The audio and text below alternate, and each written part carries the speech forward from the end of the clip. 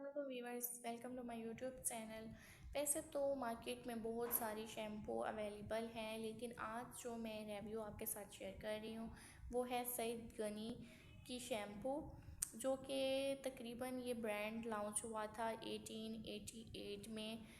सबसे पहले ये कराची में लॉन्च हुई थी, जो कि सईद गनी की ये शैम्पू थी।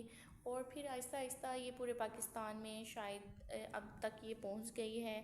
और अगर आप चाहें तो कराची से इसे बाय कर सकते हैं।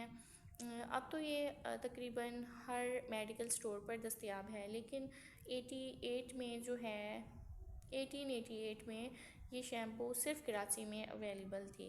लेकिन अभी जो है इसने काफ़ी तरक्की कर ली है और ये हर जगह आपको मार्केट में नज़र आती है।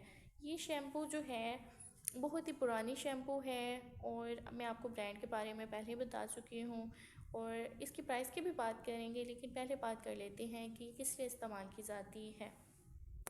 यहाँ पर इन्होंने ये बेनिफिट्स इसके दिए हैं, यानी कि आपके बालों की रीग्रोथ के लिए ये बहुत ही इफ़ेक्टिव है। ये हेल्प करती है आपके बालों को जो है आपके बालों की दोबारा ग्रोथ के लिए।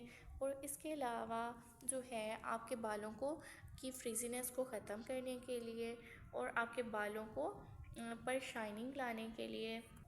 और जो बहुत ही ज़्यादा डल और लाइफलेस हेयर होते हैं उनकी नरिशिंग के लिए ये बहुत ही अच्छी और इफ़ेक्टिव शैम्पू है। आप इसे ज़रूर ट्राई करें, मुझे अपना फ़ीडबैक लाजमी दें आपको ये शैम्पू कैसी लगी है और इसके क्या क्या बेनिफिट्स आपको मिले हैं। और अगर इससे रिलेटेड कोई सवाल है तो भी आप इसे पूछ सकते हैं।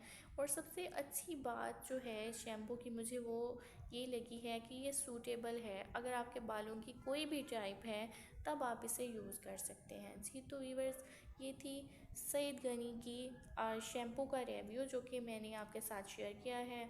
और मैं अपने इस चैनल पर तकरीबन हर ब्रांड की शैम्पू के रिव्यू आपके साथ शेयर कर रही हूँ। आपको जो भी शैम्पू के रिव्यू आपने चेक करने हो तो आप देख सकते हैं मेरे channel knowledge with Khadija blogs पर जाकर। और अगर आप चैनल पर नए हैं तो चैनल को सब्सक्राइब कर दें और वीडियो को लाइक कर दें। अल्लाह हाफ़िज़।